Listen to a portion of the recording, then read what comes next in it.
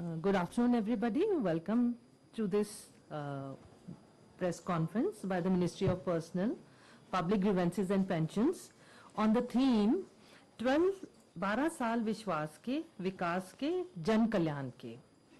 We are honored by the presence of our Mantri Ji, Dr. Jitendra Singh, Minister of State for Personnel, Public Grievances and Pensions. I welcome you, sir. I also warmly welcome Ms. Rachna Shah, Secretary, Department of Personnel and Training, and Ms. Nivedita Shukla Verma, Secretary, Department of Administrative Reforms and Public Grievances and Department of Pension and Pensioners' Welfare. So before we start the main event, I would like to request Secretary Personnel to welcome Mantri Ji with the plant.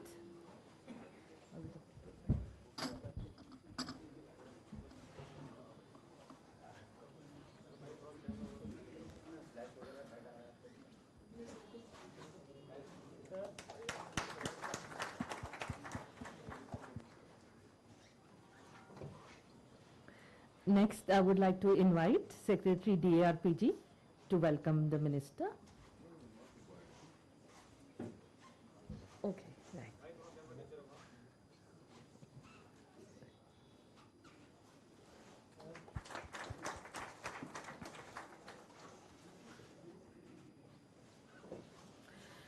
So friends, today's press conference will provide an overview of the key achievements, landmark reforms, citizen-centric initiatives and governance outcomes delivered by the Ministry of Personnel, Public Grievances and Pensions over the last 12 years.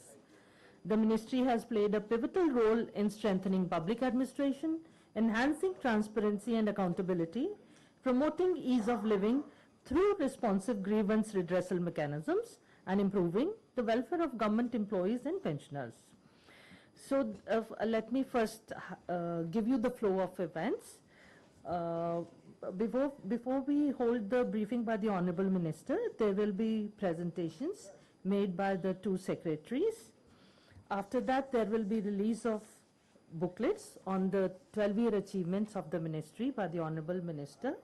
And finally, there will be briefing or remarks by the Honorable Minister, followed by the media interaction. I just request members from the media to settle down in the front row. Yeah, I would just like you to settle down.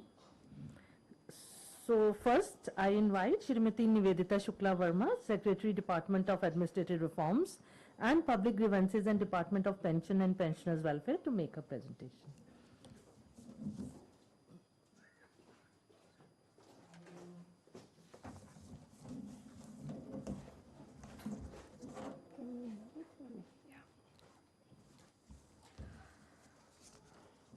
Honorable Minister of State, Personnel, Public Grievances and Pensions, Dr. Jitendra Singh sir, Secretary DOPT, Srimati Rachna Shah, DG PIB, Ms. Bhasin, senior officers of the Ministry, members of the media. It is my privilege to present before you the remarkable journey of the Department of Administrative Reforms and Public Grievances over the last 12 years. Next, please. So the last 12 years have seen a paradigm shift from process-oriented administration to outcome-based governance.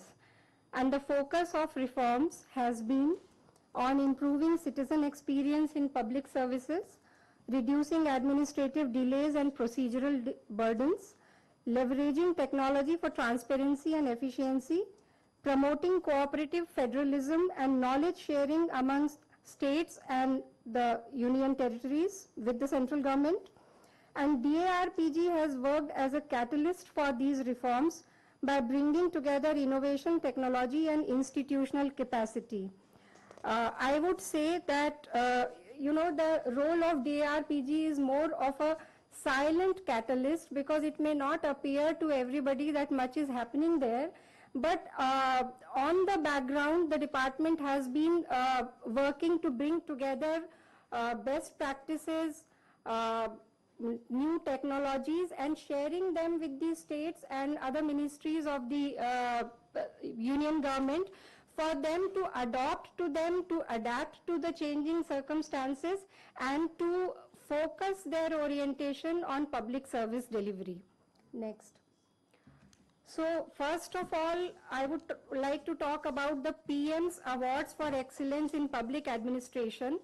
Though the awards had started earlier, but a new thinking came about for transforming these awards to, as a tool, to convert them into a tool to better the public service delivery. And we have seen that initially, it was basically individual officers who have worked excellently in some area of their choice. They would apply for the awards, and then the awardees would be chosen from that.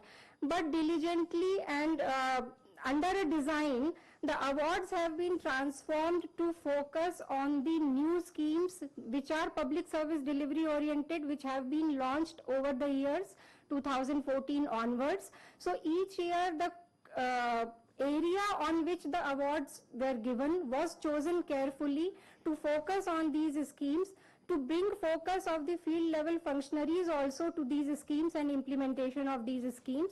And 2023 onwards, a more holistic approach has been adopted, and instead of standalone schemes and standalone awardees, the idea of holistic development of districts has been introduced for these awards. And while considering applications for these awards, 11 key schemes are considered, and the performance of the district is considered in those schemes. And then after a diligent process and field verification, the awardees are chosen. So it's in a way, the awardees, the applicants are being motivated to pay attention to these key focus areas, and the number of applications has increased from about 74 districts applied in 2014 and 738 districts applied in 2025. So it has gone up tenfold. A convergence approach has also been adopted to bring together public service delivery for citizens' welfare, and a saturation focus has been adopted while considering the applications, and it emphasizes not just doing well in one area of the scheme, but the saturation in that scheme in those districts, and later on in the blocks also, when the aspirational blocks program was introduced in 2024. So PM awards have evolved from rewarding individual innovations to recognizing districts and blocks that deliver comprehensive, coordinated and citizen-focused development outcomes. Next, please. These are the awards which have been conferred till now. Next. The next initiative, which is again, in a way, it serves the purpose that I deliberated earlier, National Conference on E-Governance. This conference is organized every year in collaboration with Ministry of Electronics and Information Technology, and every year one state is chosen to partner in organizing this conference. National awards for e-governance have also continuously evolved to become more relevant to emerging governance priorities and work culture, and it is also to keep up with the times and the areas. You can see the areas in which these awards are given. The focus is on adopting new technologies for public service delivery, and now these awards have been taken to panchayat level also. This year about 700 panchayats had applied, and we have chosen 6 panchayats for adopting e-governance techniques and new technology in the governance of their panchayats. I would also like to say that basically the purpose has been dissemination and replication of good practices. So learning from these experiences, it's not just about the awards. We receive experiences that all these districts and blocks have gone through. We learn from them. We continuously hold webinars and regional conferences to disseminate these practices, and we encourage the states and district level officers also to learn from them and to replicate these practices. Every year, Good Governance Week is also celebrated in the month of December, and currently the focus is that we are encouraging the districts to also formulate their 2047 plan for the district, so that the development doesn't happen in a haphazard manner and it is well organized for the next 25 years. The e-office initiative has basically been adopted to ensure efficiency, transparency, and accountability in government functioning.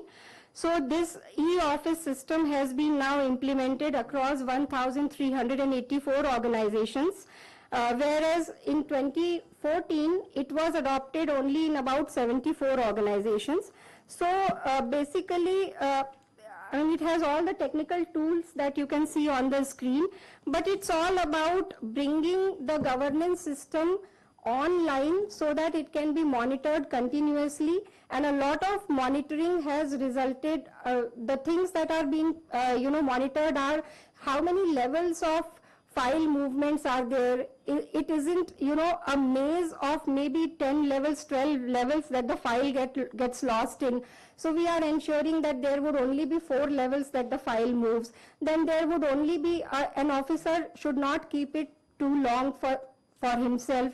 So not more than 5 days in monitoring it is being seen that the file is not with any officer for more than 5 days, and it is cutting a lot of pendency as well as bringing a lot of transparency and accountability. Next please. So now the e-office, you can see that about 95% files are moving under e-office system online. And further integration of e-office with other systems of governance like disbursement of funds, etc. is also taking place. So it's constantly that we are evolving this system and improving upon this system. Next, please. This I already said that 1,384 organizations have adopted this, and from 1,76,000 files moving online, the number has now gone up to 53 lakhs plus. Then I would like to speak about special campaign for Swachhata and reducing pendency in government offices. It may not seem a very important subject, but this has resulted, it's like spring cleaning of each department each year. So in October these campaigns are taken up, and till now 5 campaigns have been taken up. And under this initiative, departments are encouraged to clean up their spaces, to free up their spaces for better utilization, to beautify their offices, to reduce pendency of files, and they are also encouraged to weed out the files that are no longer useful, which is normally a neglected area. But after this campaign, this has gone up considerably. And after disposal of waste, the money is also generated for better purposes. Next, please. So as you can see, the number of cleanliness sites have gone up. Revenue earned, it's reached about 4,700 crore rupees in 5 years. Space freed is 995 lakh square feet in the government offices, and files weeded out are 175 lakhs in the last 5 years. So basically it's about developing a culture where you constantly pay attention to your functioning and keep cleaning it, improving it, so that you make space for the new and the better. Centralized public grievance redressal and monitoring system is being implemented by DARPG, and this is about when we talk of public service delivery, we also have to acknowledge that there would be grievances where somewhere the delivery is not as good as the public would want it to be.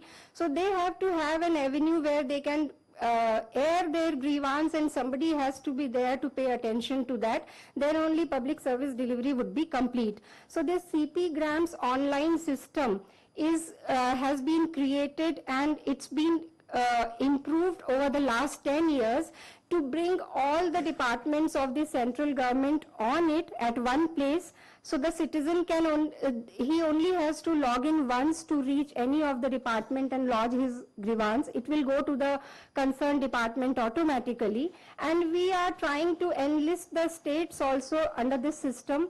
We are trying to encourage them to use this system so that the grievance redressal is complete.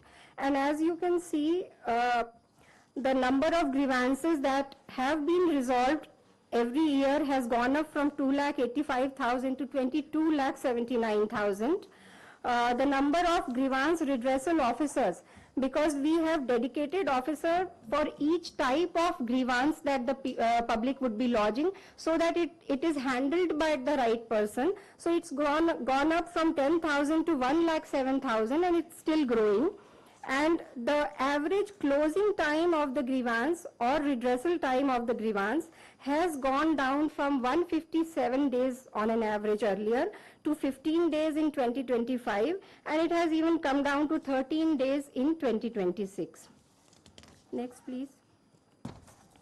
Next. It's the same data which has been presented graphically. So under the CP gram system, a lot of technological tools are being used. Firstly, as I said, all the ministries and departments are on this system, and constant monitoring is being done. Language translation is available in 22 scheduled languages along with English, and integration of Bhashini has taken place.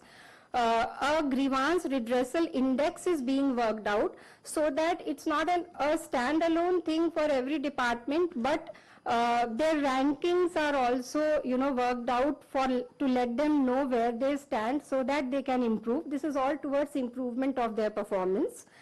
Then there is a feedback call center, because just solving the problem and being happy thinking that I have solved it is not enough. We take the feedback also from the person who had applied, whether they are satisfied with the grievance redressal or not, or whether there was any shortcoming in it, and if there is any, then that could be rectified. CSCs have also been enlisted in the remote areas for people to be able to lodge their complaints, and constant training and capacity building of the personnel who are handling these grievances is taken up constantly. Recently, on 30th May 2026, the department launched AI-enabled voice chatbot Samadhan Didi, so that people who are not able to, write their complaint, they can speak to the chatbot in their own language, and then their grievances recorded on the system. So this is a new feature that has been introduced to facilitate people who are not so conversant with the, writing of the text, etc. Now I will come to the pension department. Next, please. So, for pensioners, I would just like to tell you the numbers. There are about 67 lakh pensioners in Government of India's fold, and if we take the states along with it, there would be about 4 to 5 crore pensioners. So a lot has been done to make the life of pensioners easy in the last 10 years. So on an online portal, Bhavishya has been developed for the pensioners to be able to apply online for their pension applications. And this is running in across 99 ministries, departments and apex bodies, and 1,040 attached offices where pensioners can use this system. And Bhavishya has cumulatively processed and issued about 3,17,000 PPOs, and now it's being made mandatory for everybody to, eventually it will be mandatory for everybody to be applying through this portal. And DOPPW, the department, has also released a new simplified pension application form, which is half the data is auto-populated, so it becomes easier for the pensioners to apply for pension. And as of now, 64,000 people have already used this. This is a recent development. Then, to make the life of pensioners easy, the pension rules have been reviewed over the last 10 years. So all these rules have been reviewed and the redundant provisions have been removed and things have been made easier for everybody to follow. Digital Life Certificate is one initiative which we are very proud of, because every year twice the pensioner has to give a certificate that he is alive, and that used to be quite cumbersome. They had to physically go somewhere to get the certificate and then give it to the department. Now Digital Life certificates can be uploaded. People can click themselves and just upload it. Although for easing people into this initiative, every year a 1 month campaign is run in November. So 4 such campaigns have run, and by now we have come to the number of 1.9 crore digital life certificates which have been generated, and we are adding new features to it to make it even easier. We have added the face recognition technology feature also, which makes it easier for the pensioners to give this certificate. Apart from this, frequent pre-retirement counseling sessions are also organized all over India for pensioners to learn the rules and other provisions that are there for them. Next. National Anubhav Awards have been instituted. This is to harness the experience of the pensioners that, after serving for 30, 33 years, 35 years in a department, they have an immense wealth of experience with them. So they are encouraged to, if they, they have a suggestion to make or an experience to recount, they are encouraged to give these write-ups to us, and then they are also, the good write-ups are also given awards, and it is shared with the concerned department so that they can make use of these experiences or suggestions that the pensioners are giving. Again, then, whenever there is public service delivery, there would be complaints. So there is an online pension complaint portal for pensioners also, which is integrated with the main CP Grams portal. And there is a helpline. They can even call on the toll-free number and lodge their complaint. More than 5.25 lakh pension grievance cases have been disposed since April 2019, and every year more than 1 lakh such grievances are handled. The average grievance resolution time has been reduced from 36 days to 21 days now, and we are striving to reduce it even further. And a monthly report on the online application, the timely issue of PPO and these complaints is shared with all departments and ministries to sensitize them and to tell them where they stand, so that they can keep improving their performance on all these counts. Then there are pension adalats that are being organized. So till now 16 such pension adalats have been organized, and Honorable Minister Sir has attended all of them. And I would say these pension adalats serve a purpose to handle the complicated cases. There have been cases which have been pending for years of pension. People are growing old, they are not getting pensions. So in these adalats, these kind of cases are resolved. And till now about 28,000 such cases have been received, and 20,000 cases have been resolved. And I am happy to share that earlier the department had been organizing these adalats, but now I am seeing that all the departments and ministries are getting inspired, and other organizations also, they are organizing pension adalats at their own offices and at their own level. So this has become popular, and it has given an avenue for the pensioners to air their grievances. What is the way forward for pensioners?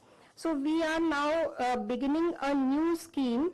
Basically, the idea is all the portals that I spoke about, Bhavish and DLC and complaints portal, everything will be integrated into one single portal, and there would be one single login, so that the pensioner could get all the services at one place. And the portal would also be integrated with the CGH's services, so that it's a one point solution for the pensioners. This would be AI enabled, and AI enabled analytics, etc. would be used to even better the performance. And 22 language support through Bhashini would also be made available to the pensioners. So basically we are moving towards evolving a zero delay pension regime. The rule says that the pension order should be issued 2 months before the retirement of the retiree. So we want to reach a place where there is not even a single day's delay to that, and we are encouraging the departments and ministries to appoint pension mitras to handhold the retirees and the pensioners to resolve their problems. Thank you.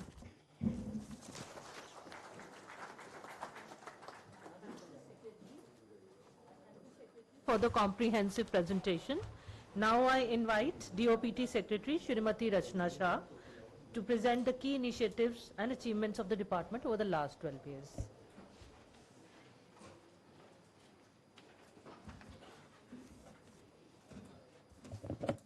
Honorable Minister Sir, Secretary DRPG and Department of Pensions, friends from the media, and all my colleagues who are here, it's my honor to present before you this incredible journey of 12 years, this very transformative journey which has focused on a governance system that is transparent and accountable and citizen-centric, and a move from a rule-based administration to a role-based administration. I will begin with the vision that guided us, the vision of the government as was spelled by the Honorable Prime Minister from time to time. And as you can see, there was emphasis on transparency, on accountability, on, as I mentioned, role-based administration, on moving towards the concept of Nagarik Devo Bhava and keeping the citizens at the center of the administration. I will, in my presentation, briefly outline the major policy decisions and initiatives and reforms that have been taken forward and that have scripted this journey. The broad areas or the focus areas are as indicated in the slides, and I will dwell on them a little bit in detail later. They would be focusing on the transparent recruitment and examination reforms, inclusive and equitable personnel policies, employees' welfare, digital governance as a kind of a cross-cutting theme, capacity building, and moving towards a transparent, efficient, and accountable governance. Let me begin with one of the major initiatives of the government, which is the National Rozgar Mela, and ever since its launch in October of 22, so far 19 National Rozgar Melas have been organized, and more than 12 lakh youth of this country have been able to get opportunities of working in various central ministries and departments. This has been an initiative which has been run on a mission mode, and it has helped in giving wings to the aspirations of our youth, and also helped in filling the vacancies in various ministries and departments in a very time-bound manner. This has enhanced the efficiency and also led to an increase in public confidence. It has helped in accelerating the entire process of recruitment, and even when the new recruits have joined, right from the initial stages, they have been onboarded onto the IGOT training platform so that their skilling can begin in right earnest from the beginning itself. Next, please. Merit-based and time-bound and transparent recruitment has been a priority area, and there has been focus throughout these last 12 years on this. There is a need, all of us will agree, to attract talent into public service, and some of the initiatives which have been taken in this regard are indicated here, beginning with the discontinuation of interviews. This was for the Group B and the Group C positions in the government. This was one of the early reforms that was taken by the government. It helped in reducing any subjectivity, and in fact helped in bringing more objectivity and transparency in the system of recruitment. The Public Examination Prevention of Unfair Means Act of 2024 was another key initiative that was taken to handle or to address any malpractices and to enhance the integrity of the public examination process. initiative of provisional joining was also taken so that the joining of the candidates who've been selected can be expedited and the verification which is to be done can be handled subsequently. Setting up of the National Recruitment Agency was also a very important initiative that was taken to strengthen the institutional framework for recruitment. And currently the NRA is working towards development of norms and standards and guidelines for computer-based testing, for having standards for examination centers, for harmonizing the calendars of all the recruitment agencies. All of these initiatives ultimately are leading to vacancies being filled in a very structured manner, adhering to timelines, in fact shortening the time taken for recruitment continuously and moving towards a very robust recruitment process. I will move specifically to some of the initiatives that have been taken by the Staff Selection Commission. This, as you are aware, SSC conducts a number of examinations and a large number of candidates, lakhs of them appear for these. A lot of effort has been made to strengthen the integrity of the whole process, to streamline, to bring in reforms which make it easier for candidates. The candidates can apply through the portal. This is Aadhaar verification is done at the initial stage itself. The candidates have the option of selecting their centers according to their choice and their shift also. Then the exam services have been unbundled as a best practices. So the agency conducting the exam, the agency which is setting the examination paper, etc., are different. Also the agency which is doing the audit of the centers.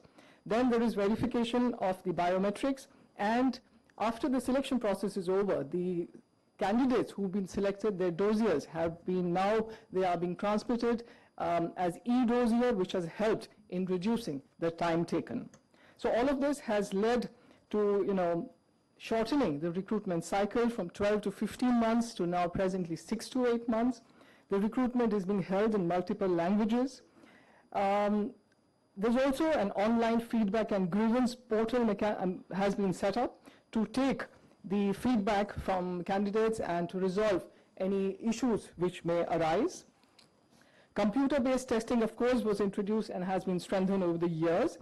The sliding mechanism is a new reform which has been recently introduced. This allows for optimum utilization, or rather filling up of vacancies, because sometimes the selected candidates do not join, and therefore there is an option of moving and taking more eligible candidates from below who would otherwise perhaps not be making the cut, but now they can.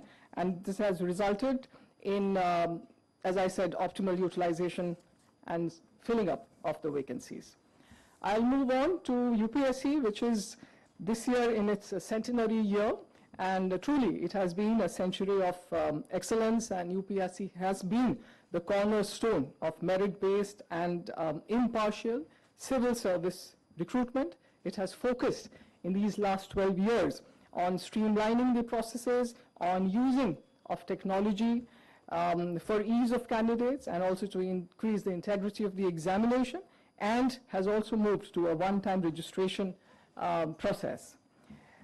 Another initiative taken by the UPSC is the Pratibha Setu portal, which has allowed candidates who have appeared and who have successfully cleared all stages except for the final selection, for them an option to get the benefit of employment in some of the other public and private agencies. This has enabled so far 600 of such candidates who received employment offers from various public and private agencies. The UPSC has also gone in for simplification and delegation, and some of the recruitment and deputation, absorption, etc., up to the level 13A, which is below Joint Secretary, has been simplified and has been delegated to ministries and departments. This has also helped in reducing delays. I'll move on to the focus that the government has had on affirmative action to increase inclusivity in recruitment process, the representation of the SC, ST, and OBCs, as you can see, has consistently increased and is above the stipulated percentages. The DOPT has from time to time issued clarifications and guidelines and the policy in this regard for streamlining the whole process, and delegation of authority to states and union territories to notify the authorities that can issue the caste certificates and the income certificate has also been done. A special drive to fill the backlog vacancies was taken up, and 5.37 lakh such backlog vacancies have been filled during this period since 2016, and overall representation, as you can see, has consistently increased. Inclusivity also extending beyond and including the EWS, the economically weaker sections, the ex-servicemen and persons with benchmark disability has been another focus area.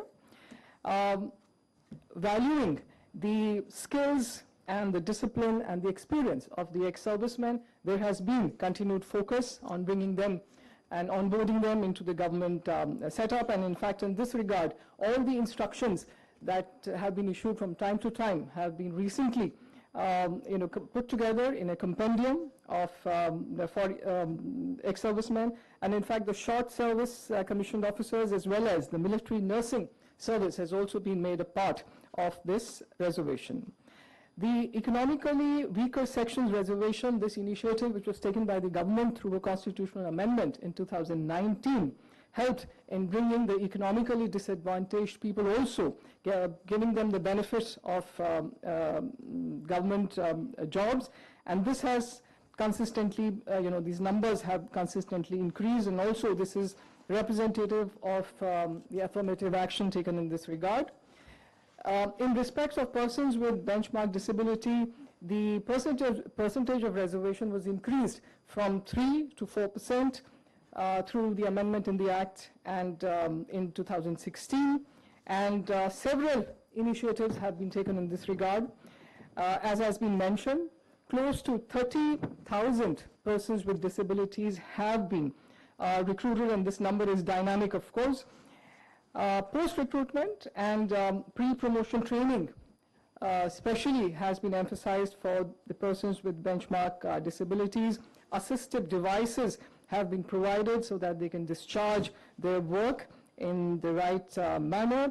Own merit concept for these candidates has also been included, and in a major initiative or reform, uniform functional classification and physical requirements have been brought about. This has enabled in harmonizing and making the requirements uniform across services. Earlier on, there used to be specific requirements, pertaining to services. Now the whole thing has been harmonized and made uniform. This has brought in more clarity and more opportunities for people with disabilities. The personnel policy reforms of the government during this period have focused on bringing about modern governance systems, on human resource management, and the focus has been on performance throughout.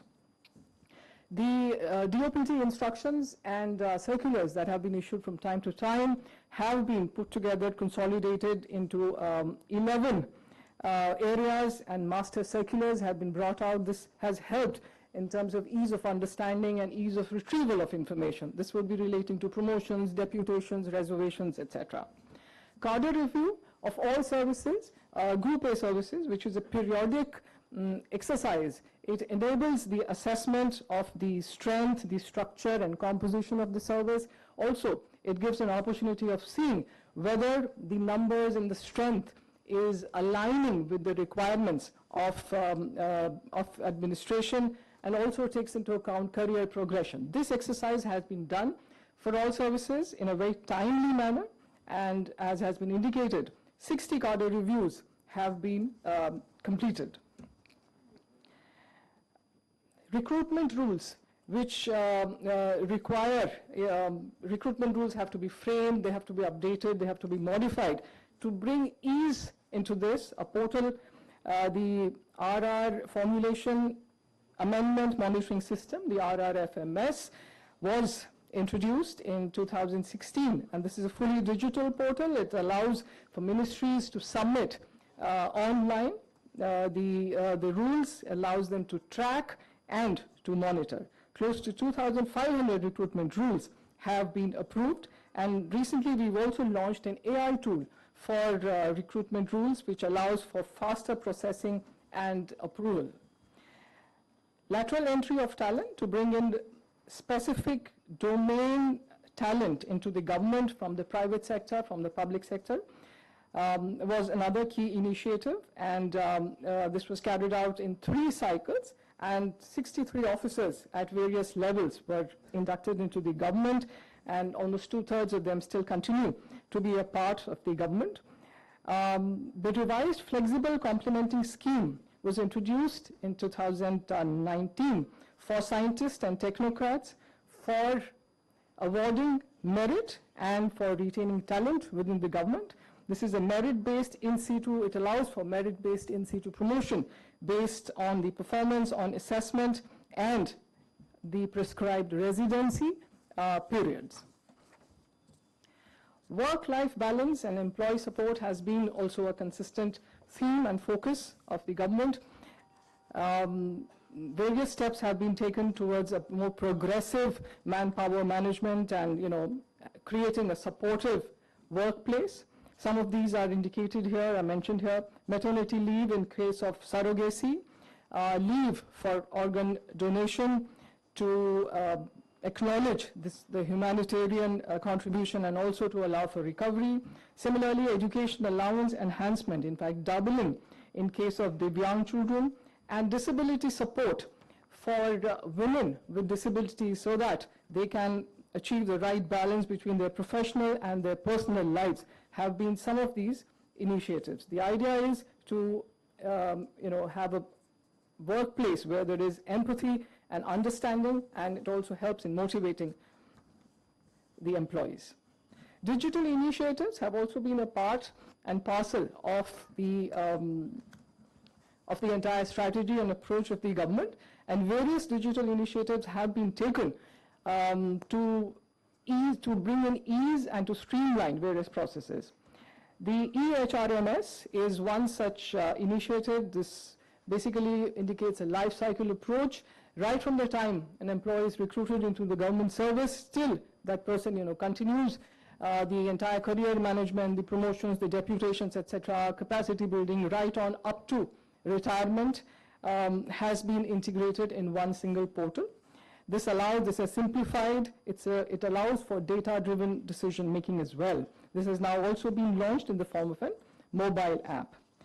Similarly, the Vigilance Information System has been upgraded and brought about for the Indian Administrative Service officers. This helps in monitoring and management of all vigilance-related matters and gives a better oversight to the whole the process of monitoring. The e-civil list is another small initiative, but also allows for searchable. It's a searchable option. It's for real-time sort of data available on all the officers who are part of the Indian Administrative Service. Similarly, for the performance appraisal, SPARROW, or the Smart Performance Appraisal Reporting and Recording Online Window, was introduced in 2014. And this has allowed for all the performance appraisal to happen in a very time-bound manner. All of these have led to, I'm hoping, increased levels of motivation in among the workforce, and also in easing, their work environment. In fact, apart from digital initiatives, the physical infrastructure, including the Kartavya Bhavan, they have all been a part of, moving towards a modern administrative system.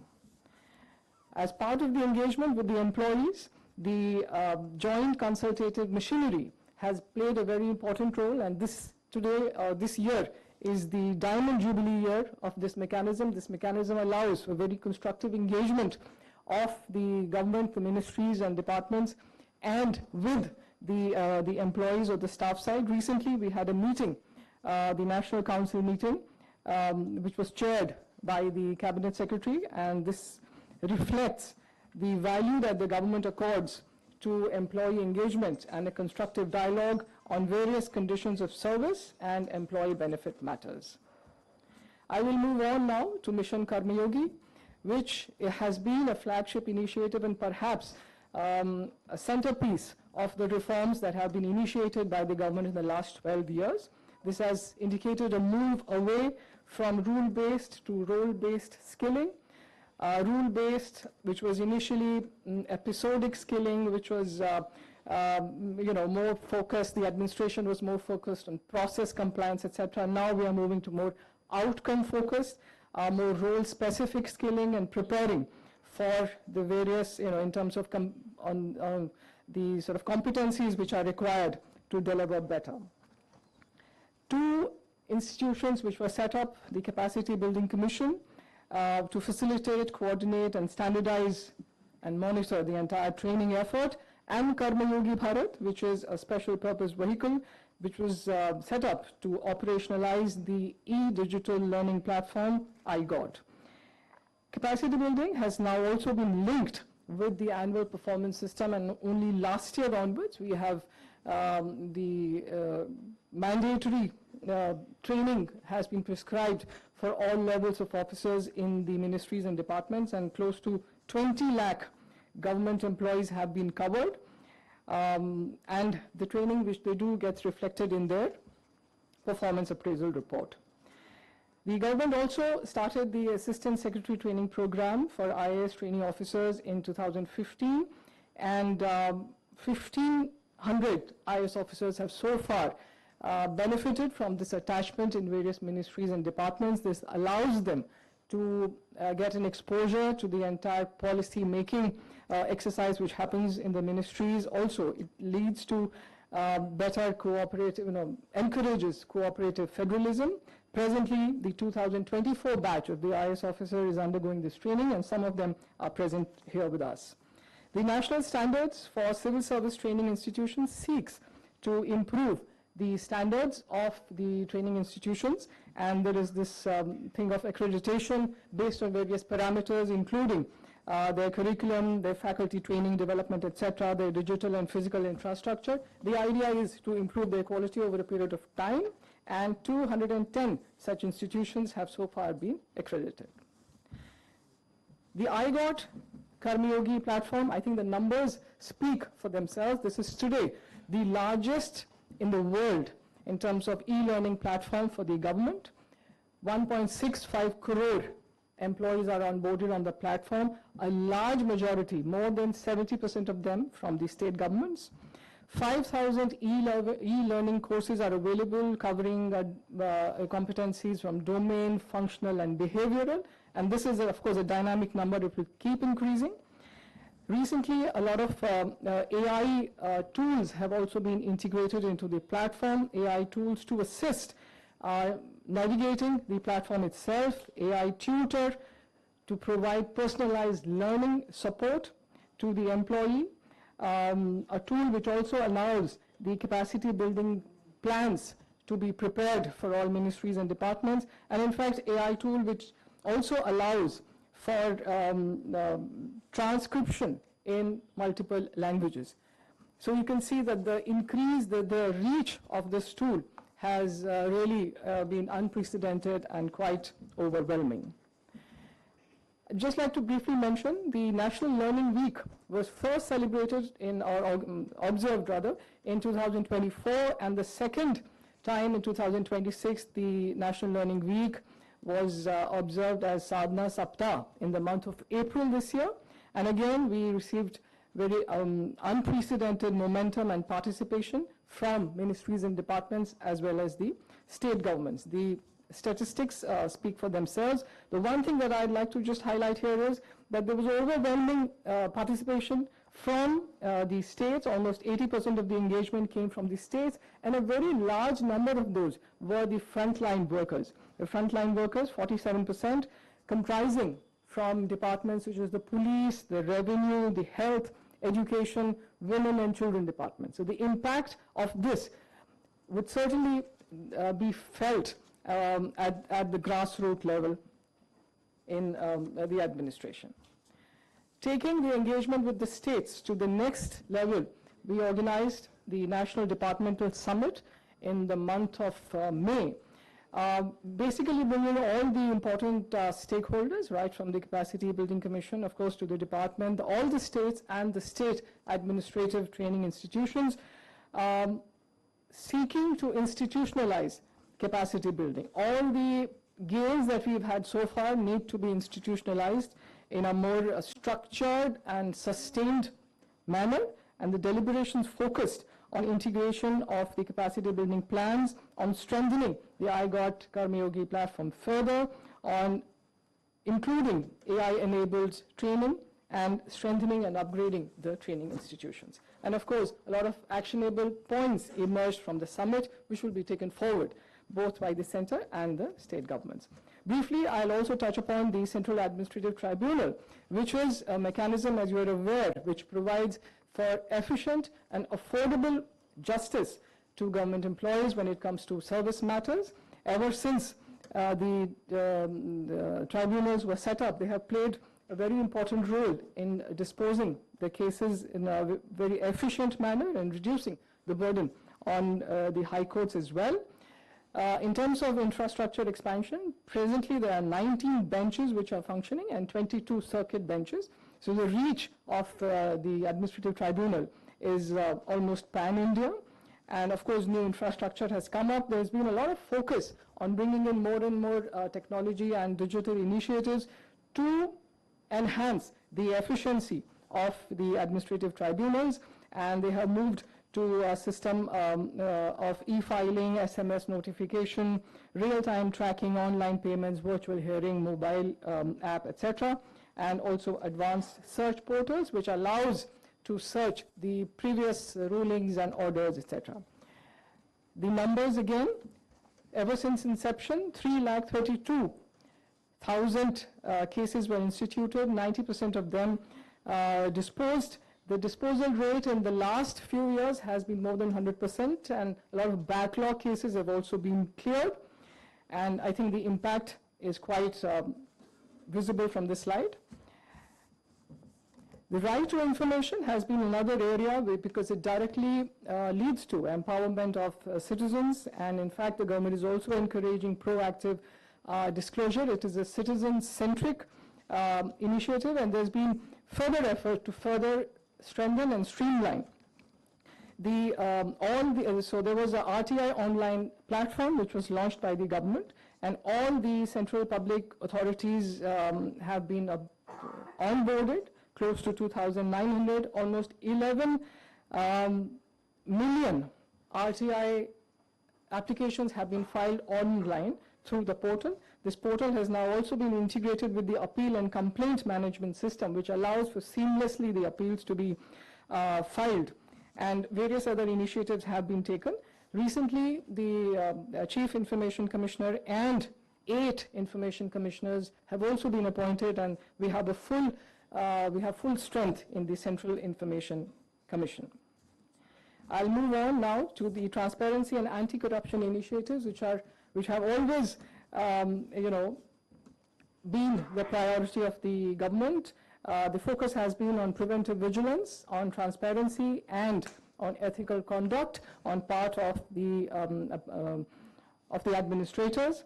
The amendment to the Prevention of Corruption Act in 2018 was brought about. This is a critical amendment which criminalized bribe giving along with bribe taking, of course, and also at the same time protected the bona fide decisions that were taken by the public servants in the discharge of their duties, so that there is no decision paralysis and people are encouraged to work in a proactive manner.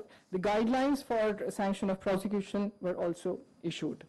The institution of Lokpal was operationalized in 2019, and this is of course a premier anti-corruption organization and has helped in strengthening the entire ecosystem which works against corruption and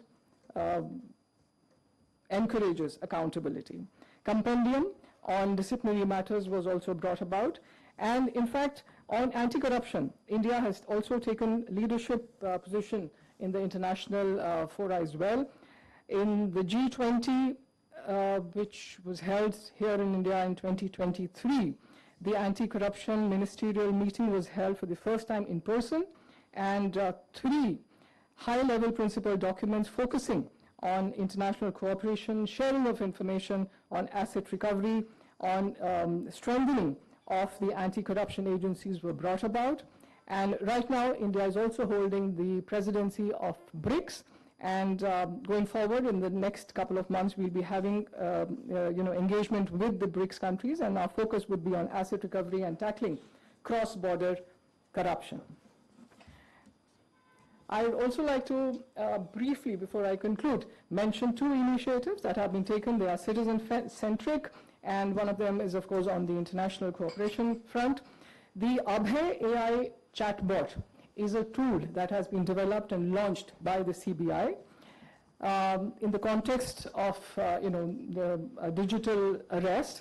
This allows for the authenticity of notices to be verified on the spot by anybody who receives them.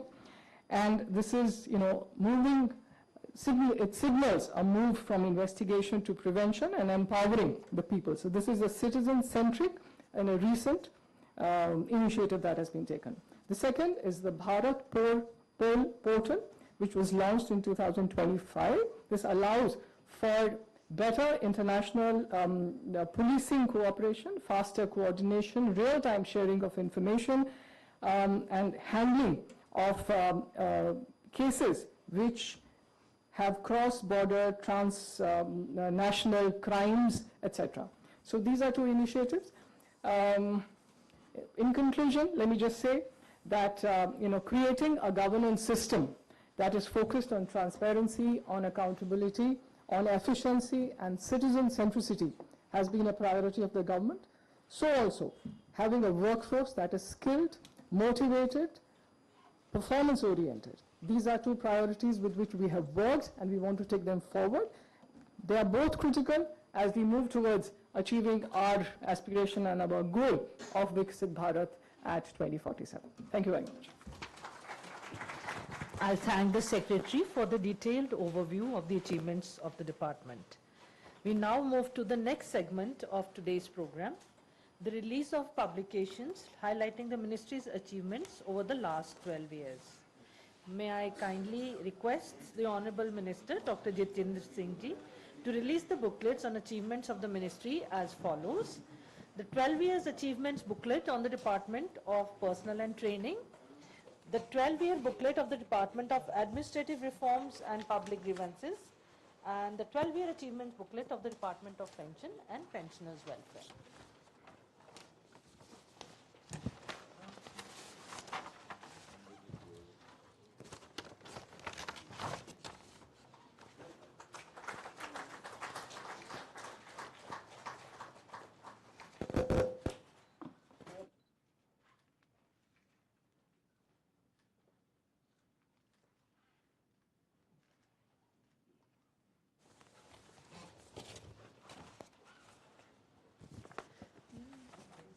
Oh, did I?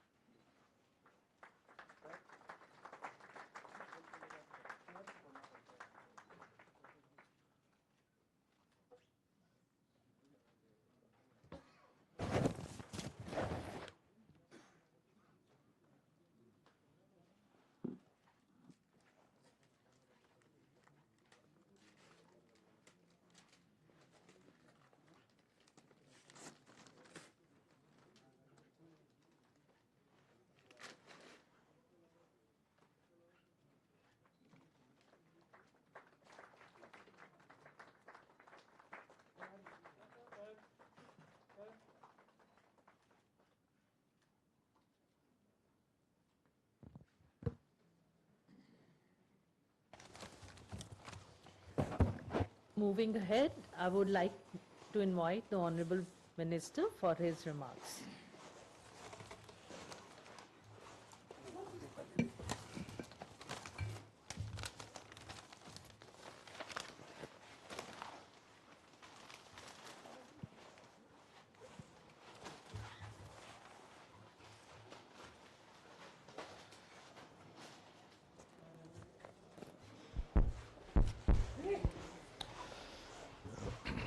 Thank you, Mrs. Bhasin.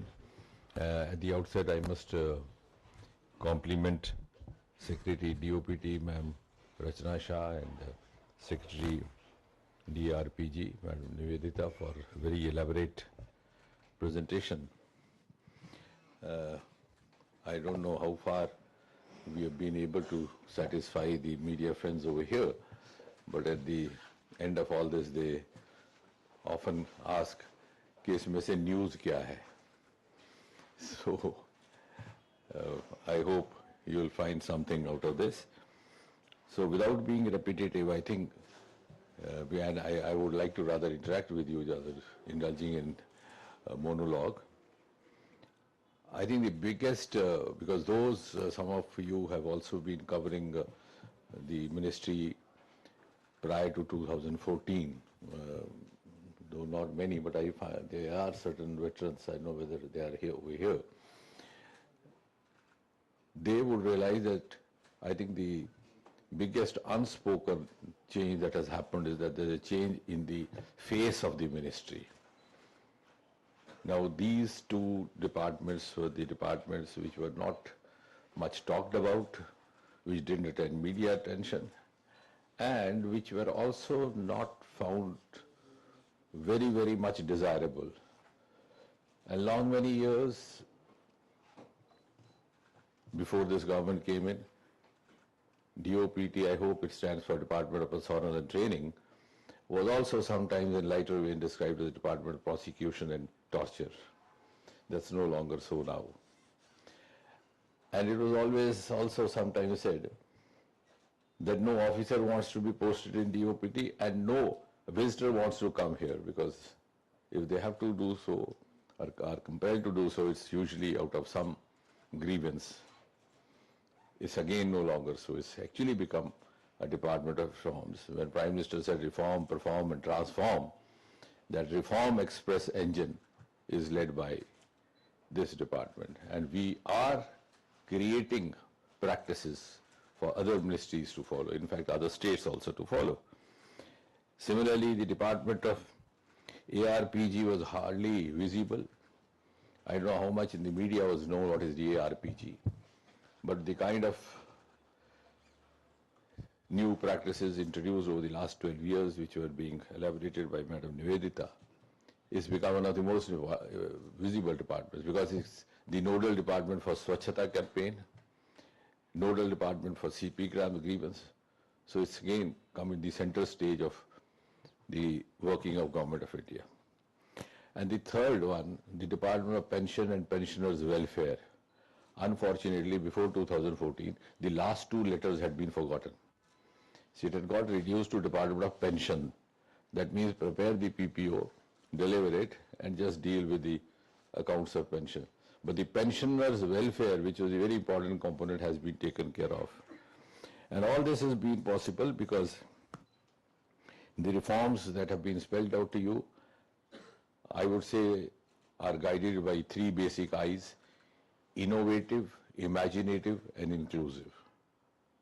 There's a lot of creativity gone in that, a lot of innovation gone in that, a lot of conscious effort to take care of every section of citizens, because the ultimate aim of governance or good governance is to bring ease of living in the life of a common citizen.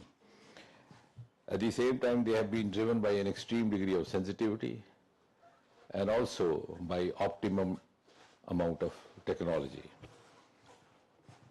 and keeping very much in mind the contemporary social milieu of the 21st century India. And I'll just take 2 minutes to give the example of what I'm saying. And some of our practices, therefore, have acquired global acknowledgement. Today, we are receiving civil servant delegations from countries like South Africa, Mongolia, Maldives, so on and so forth, to study our practices. If you go back, when I said driven by social milieu, you will also realize these are per se governance reforms, because the official phraseology guides us to call them governance reforms. But truly speaking, they are reforms with a large amount of very much and a considerable socio-economic impact. So though apparently governance reforms, they have a huge socio-economic impact. And as I said, I'm not saying this simply for saying, if you go back, soon after this government came in, we were sworn in on the 26th of May 2014. Within first 3 months, an important decision taken by the Government of India through the Department of Personnel Training was to do away with the practice of getting your documents attested by the government, by the gazetted officer. Maybe many of the media friends who have joined later may not be able to recall the kind of hardship that at least my generation had to go, because we didn't know where to find a gazetted officer. And sometimes it became an opportunity for some Samaritans to make money out of that. But the single decision sent out a message, look here, now this is a government which has the capacity to trust the citizen of this country. It's no longer a feudal government. So this was in fact a dubious legacy of the colonial rule. Otherwise tomorrow you'll also ask your children to get their mark sheet attested by a gazetted officer before you trust him. So you can understand.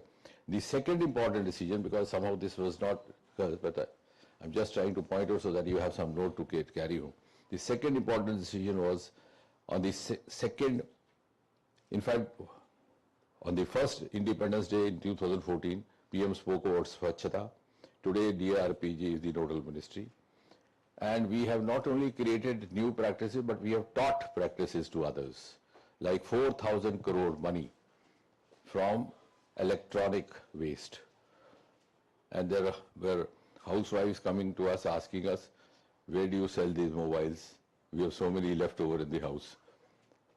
Then I said, we can give you the address of the people who assemble it, but not publicly. And it's about more than 9 lakh square feet of space vacated. In the second Independence Day address in 2015, PM spoke about abolition of interviews. Again, a far-reaching social reform, because the common grievance was that a candidate scores 100 marks in the written for considerations by the functionaries of the authorities. He is given lesser marks in the interview, whereas one who has scored very few in the written, he is given higher marks in the interview because he has to be favored. So we did away with that. In case where an interview is required, for example, if you are recruiting an officer or a driver or a cook, then the test will be only qualifying. So what I am saying is then similarly, as Ma'am Rachana was spelling out to you, this reform of RTI, I remember the day when we announced, we made online. So one of the media persons said, what difference will it make? तो मैंने कहा पहले से 10 से 4 होता था, online हो गया. तो मैंने कहा डिफरेंस ये हुआ कि कई लोगों को रात को 12 बजे के बाद भी ज्ञानोदय होता है, उस वजह से उठ करके RTI डाल सकते हैं. So we have tried to make the facility accessible, and there is a lot of social centric angle behind it. Another, while referring to Prevention of Corruption Act, ma'am pointed out the amendment which was incidentally brought by me only in the parliament. I think the hallmark of that, again, there is a social angle to it which was not possibly, could not be included, is that the bribe taker was also made culpable. And usually what happened is that you allot a contractor some tender, one who is aggrieved would lodge the complaint against the officer. So now it is not bribe giver also, not only bribe taker, sorry, the bribe giver also will be equally culpable. That has reduced such complaints and has also given confidence to the officer. So on the one hand, we have taken care of the social milieu, on the other hand, we have tried to give a good work environment to the officers. Similarly, of course, Mission Karmayogi, I am not going to speak because already you have been overfed about that. We've been talking about it time and again. Ma'am has also very elaborately. But of course, it's a huge shift from role to role, particularly for the civil servants who overnight get transferred and then they have to adapt to the different roles. PM Excellence Award, again a social bearing. Earlier on, it was individual based. So what would happen? I would say, look here, for last 3 years, Punjab is not being given, so give one to some DM from Punjab. And then, so Ludhiana wala DM usko bhi de diya, Ambale wale ko de diya, Jalandhar, Amritsar wala chhoot gaya, isko de do. So it happened by default. Now it's competitive. You file the flagship program, and the result is a 99% participation of almost all the districts. Similarly, CP grams, when this government came in, I'm trying to give you some of the facts, not including this, which possibly would be sounding a little interesting. Where the number of complaints filed per year with the government of India from across the country was only 2 lakh. Today it is close to 25 lakh. Not that people have started filing complaints against us, but because we are responsive, we are prompt, we are following a timeline. And then when Mr. Srinivasa was there, I suggested that we have nearly 100% disposal, but the complainant is not going back happy, because no two words in English language mean the same. You may have disposed of. Suppose I say, why am I not editor of this channel? The response would be, you are not qualified to be so. But I think, no, I can do better. So my aspiration is not addressed. So that is why we started this human desk, which Madam Nimita, and this we have created a model. As I said, we have created practices for others to work. This is hybrid model, which is AI plus HI, human intelligence. Tomorrow we will have HI-led AI, which I was talking to one of the scientific departments. But here we have created a model. So AI alone may not be giving the optimal results. Similarly,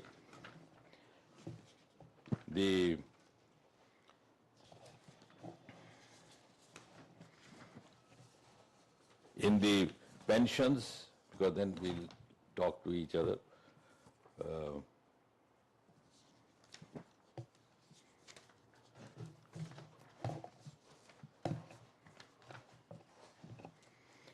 Digital life certificate. Earlier I thought we should do with the certificate itself. It's quite inhuman. But then some of the bankers suggested that no, there could be a room for malpractice. So we introduced biometry. And when we realized that Indians have started living longer, the average life has gone more than 65, after 70 or 75, your fingerprints may not be reliable. We were among the first in the government to introduce face recognition technology. Usually it was used by the crime world. So that's what I said. We have not only created new practices, we have created practices others follow. Now this face recognition technology and this digital life certificate, these are some of the global practices being adopted and being studied. Both Mission Karmayogi, Digital Life and CP Gram. These are 3 models which are being now studied. Anubhav was again started by us very imaginatively in 2014. We said any officer retiring in last 6 months should record an experience. And I said not only that he'll have satisfaction of seeing what he has written, because otherwise no one has time, even your family members don't have time to see what you're doing, but at least he'll see. But more than that, for us a feedback.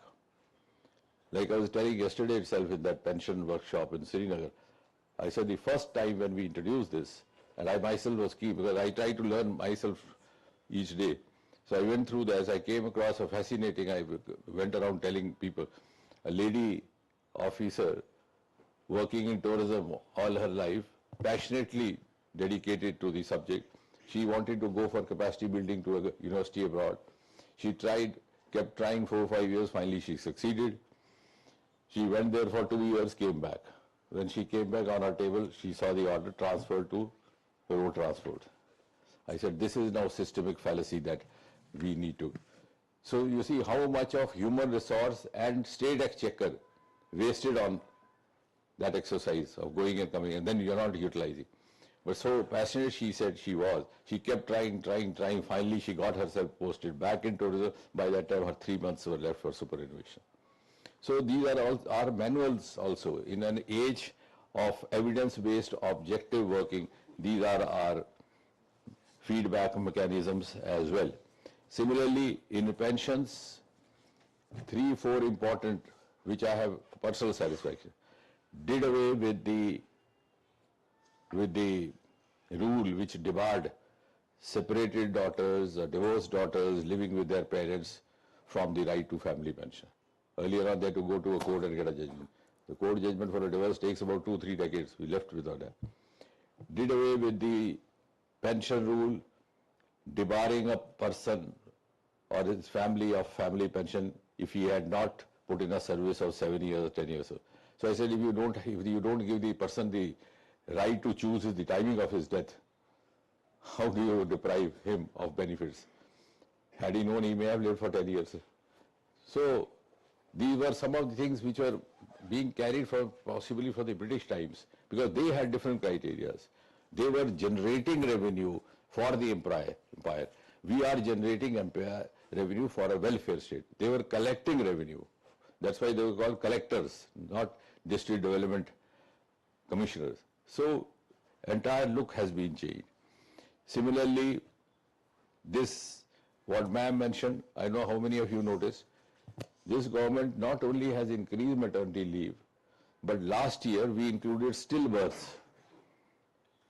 because it was done very unscientifically. A woman who undergoes pregnancy has to go through the same physiological changes in her system, and then to revert to her original pre-pregnancy system also takes, which is called involution period medically, takes about 1 or 2 months.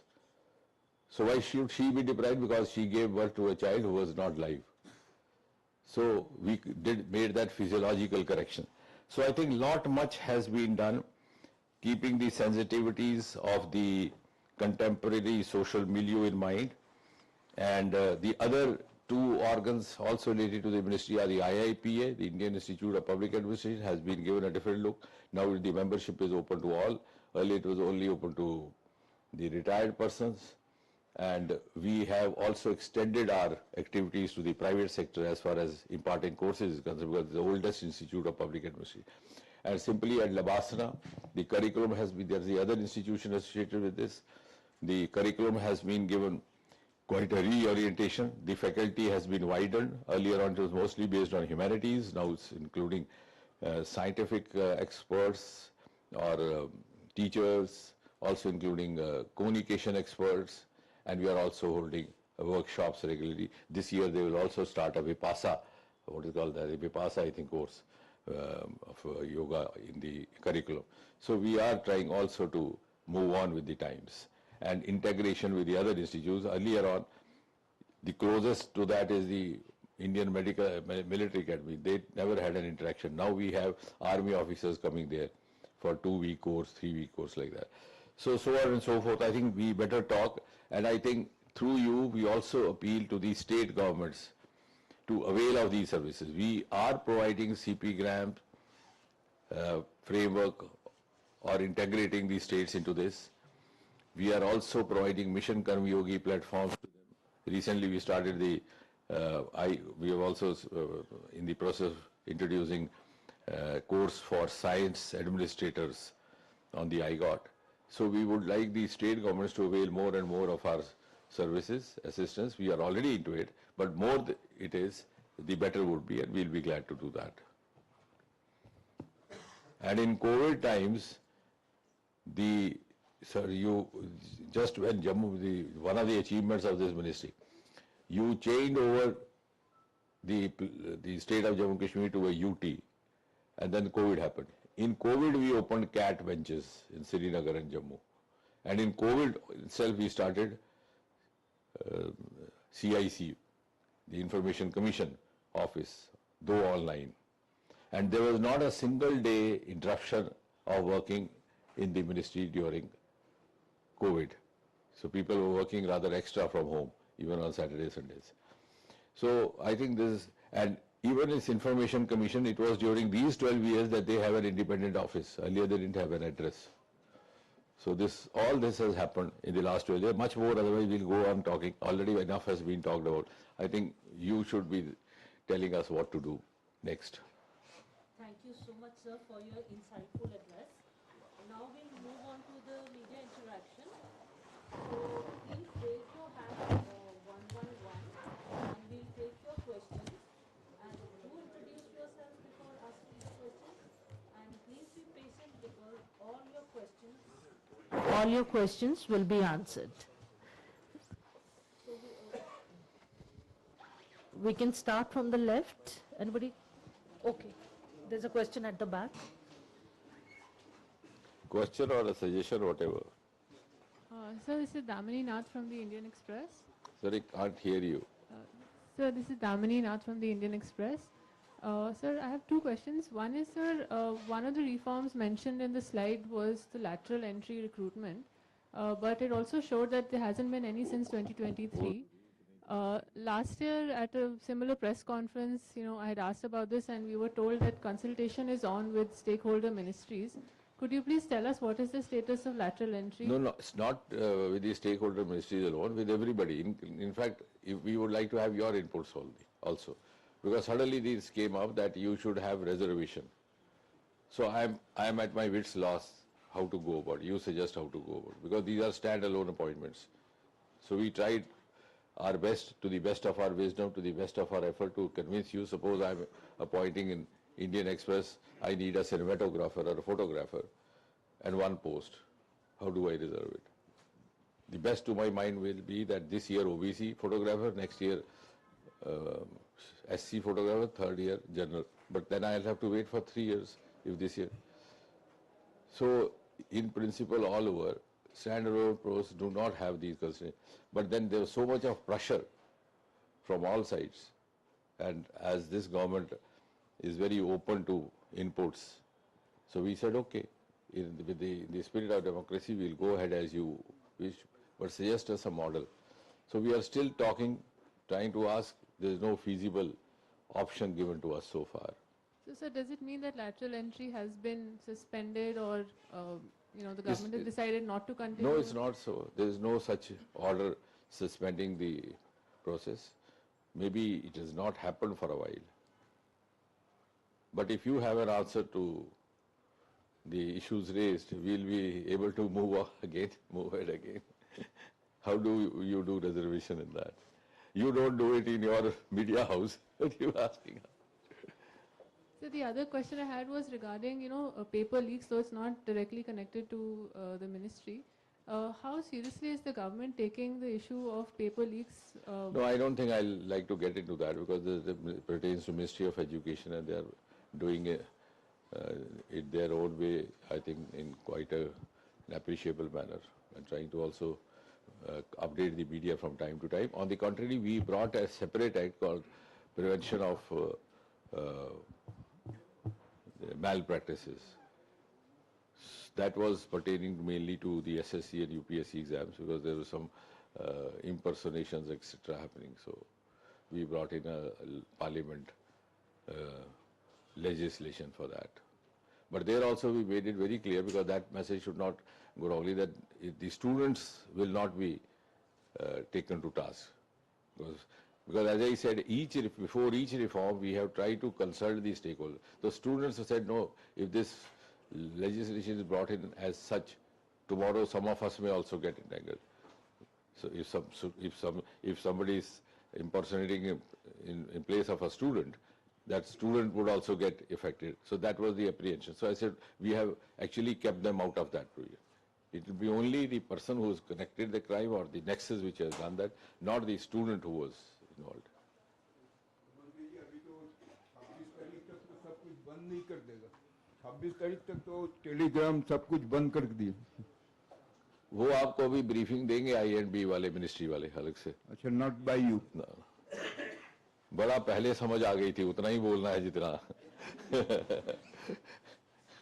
मेरा दूसरा question है ये आपने अभी अभी बताया थे CP ग्राम इसका मतलब जो है वो कितना मतलब एडवांटेज पोजीशन नहीं इसका एडवांटेज ये है कि पहले तो ग्रीवेंस का जवाब ही नहीं था होता तभी मैंने कहा कि केवल 2 लाख शिकायतें आती थी देश भर से पूरे साल में क्योंकि जवाब ही नहीं था आता और बहुत सारी राज्य सरकारों ने अपनी वेबसाइट बना के रखी थी लेकिन वेबसाइट कोई ऑफिसर विजिट नहीं करता था। तो जब ये हमारी 25 लाख हुई तो आप जैसे एक मित्र ने पूछा कि इसका मतलब आपकी शिकायतें बढ़ गई। तो मैंने कहा इसका जवाब बाबा गालिब 150 साल पहले दे देंगे कि जब तवक्को ही उठ गई गालिब क्यों किसी का गिला करे कोई। क्योंकि हम गिले का जवाब देते थे, इसलिए हमारे पास और गिले आते थे। सीपी ग्राम से हमने 95% डिस्पोजल किया। शुरू में जब हमने इंट्रोड्यूस किया तो मैं खुद शाम को बैठता था फ्राइडे इवनिंग, तब there was another lady from Bengal Mrs Mukherjee, तो हम रात को बैठ के शाम को फोन करते थे रैंडमली टू वेरीफाई। तो पहले तो यकीन नहीं था करते, कहते ये फोन है भी कि नहीं है, फिर वेबसाइट पे चेक करते थे। धीरे आदत पड़ गई, देन पीपल डेवलप्ड एक्सपेक्टेशन। उसका ये हुआ और ये हमारे लिए फीडबैक है। मैंने 2-3 उसमें से निष्कर्ष निकाले जो अधिकारियों के साथ साझा किए। मैंने कहा अगर एक ही शिकायत या 2-3 जगह से आती है देश के भिन्न भिन्न हिस्सों से, इसका मतलब है कि शिकायतकर्ता ने हमारे किसी सिस्टमिक फ्लॉ को पॉइंट आउट किया है। क्योंकि आपको अगर दिल्ली में महसूस हो रहा है कुछ कि ऐसा है, नहीं होना चाहिए, और दूसरों को केरल में, इसका मतलब कि हमें उस नियम में बदलाव करने की आवश्यकता है। तो ये हमारे लिए भी एक अच्छा फीडबैक बन गया सीपी ग्राम्स का, और अब हमने धीरे धीरे प्रदेशों को भी इसके साथ इंटीग्रेट कर दिया। और उसके बाद जब ये लगा कि पूरी तरह से तसल्ली नहीं होती, क्योंकि जो उसकी आकांक्षा है उसकी पूर्ति नहीं होती, उसको जवाब तो मिल जाता है, तो फिर ये ह्यूमन डेस्क भी इंट्रोड्यूस किया। तो ये AI+HI जैसे मैंने कहा। Next question. Anybody else? No, you can suggest, you can Oh, yes. you and can just trust, later you can suggest, you can.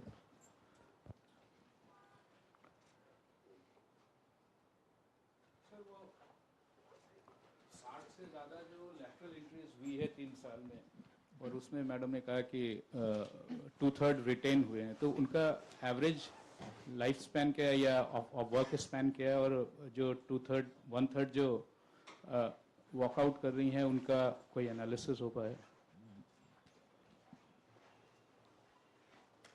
You have to keep pressing it for a while. Yeah, that's right. हो गया।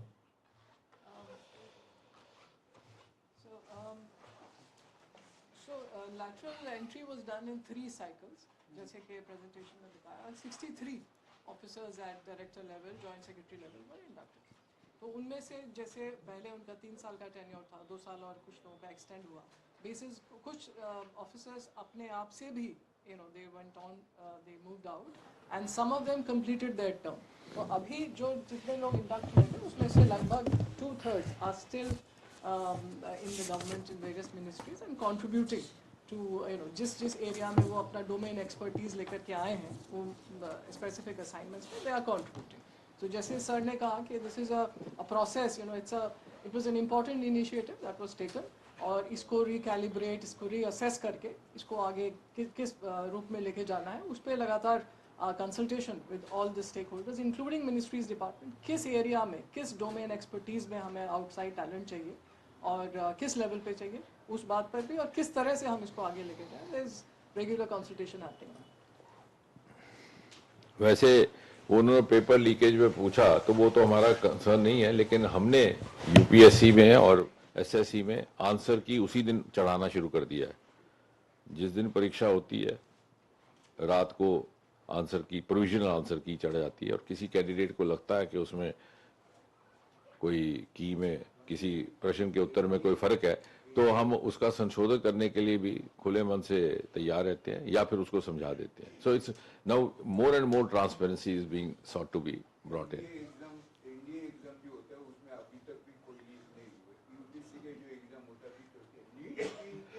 अब क्या है कि जैसे मैंने कहा कि अभी मिनिस्ट्रियों की होगी ब्रीफिंग, एक हेल्थ की होगी, एक INB की होगी, तो कोई सवाल उसके लिए रख लीजिए।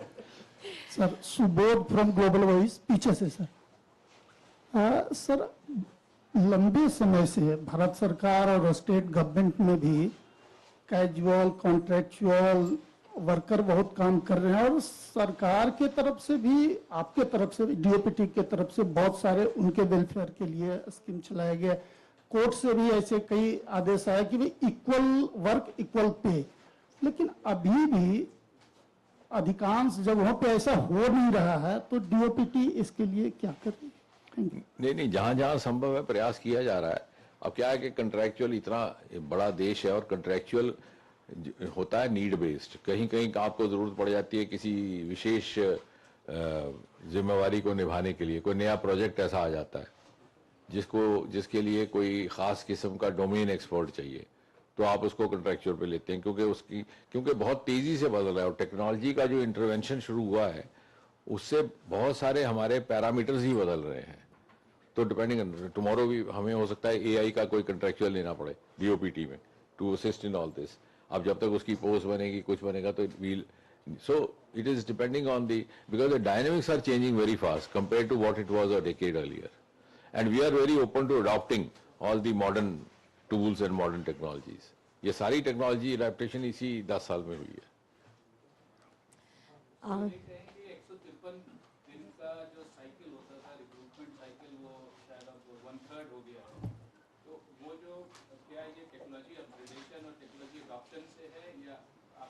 दोनों चीजें नहीं, इसमें दोनों चीजें हैं मैम भी। इसमें टेक्नोलॉजी इंटीग्रेशन तो हुआ ही है, ऑनलाइन हो गया सारा वर्किंग, तो रिक्रूटमेंट में बड़ा रिक्रूटमेंट में भी प्रोसेस में बहुत फास्ट हुआ। हमारा एसएससी का भी बड़ा कम हो गया। एसएससी अब कितने महीने हो गया? 6 से 8 महीने हो गया, जो कई बार 1.5 से साल चलता था, वो भी कम हुआ। और वर्क डिसिप्लिन भी सरकार में आया है।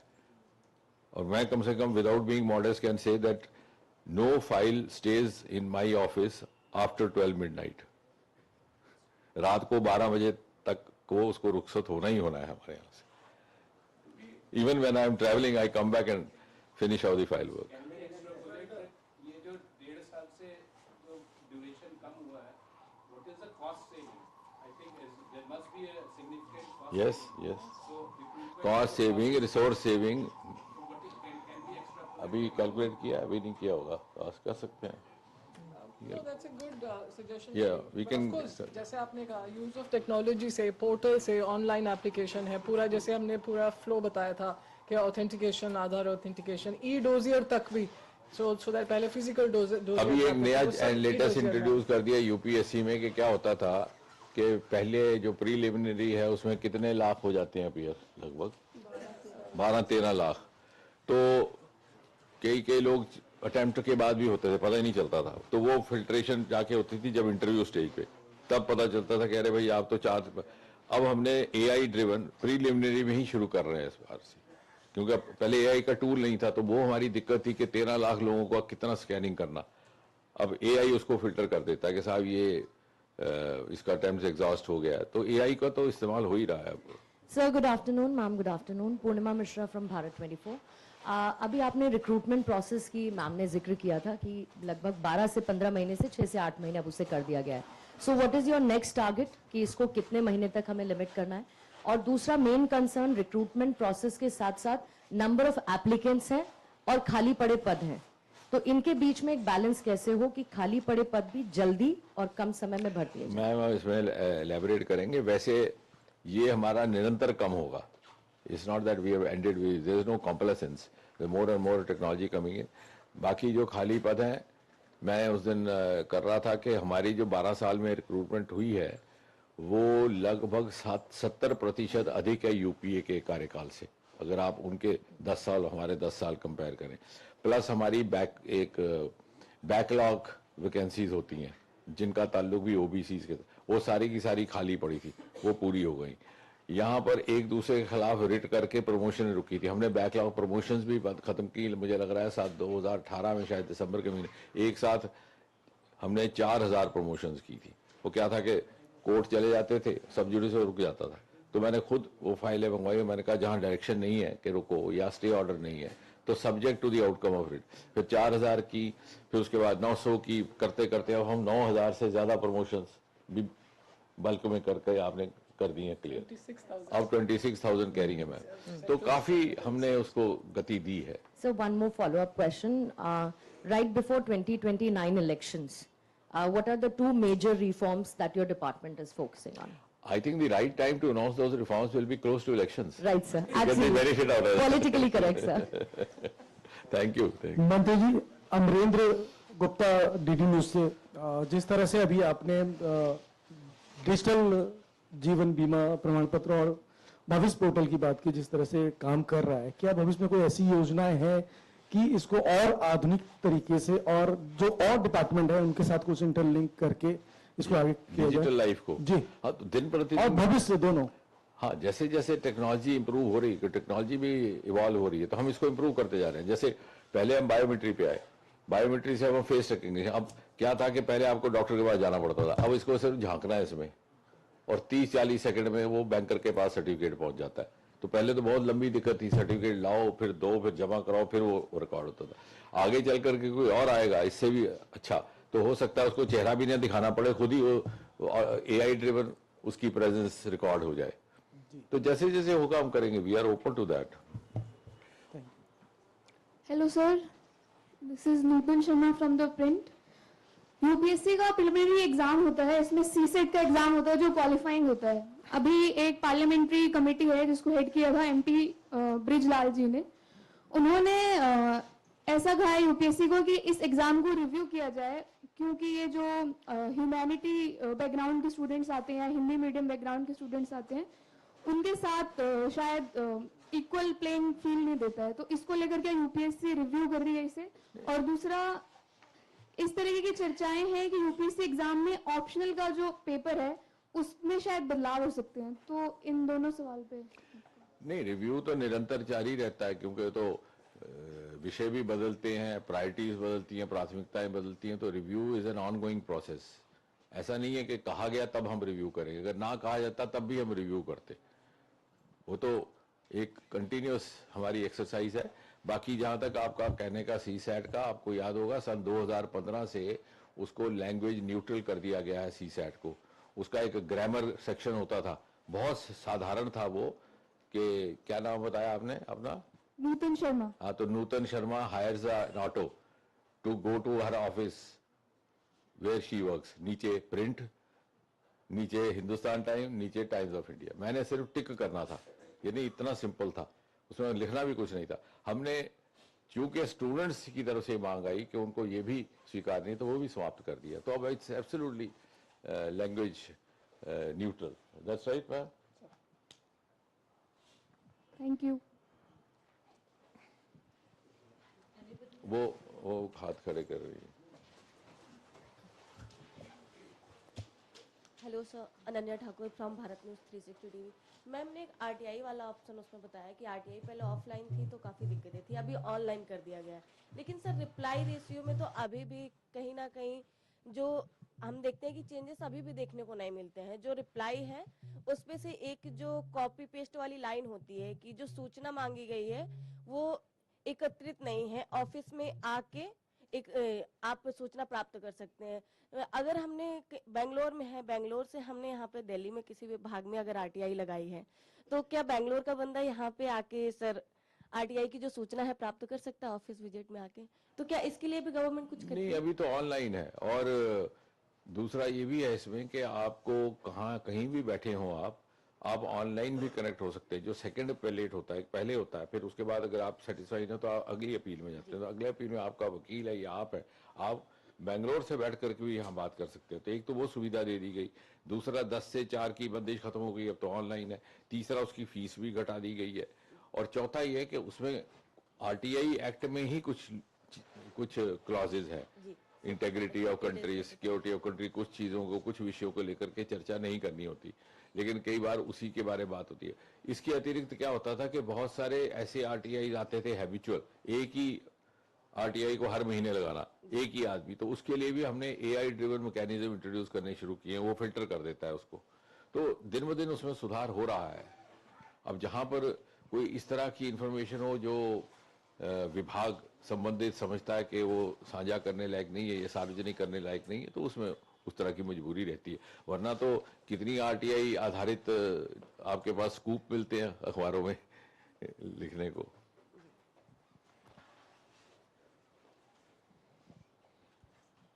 Anybody else who has a question or a suggestion? हाँ, अश्विनी जी क्या?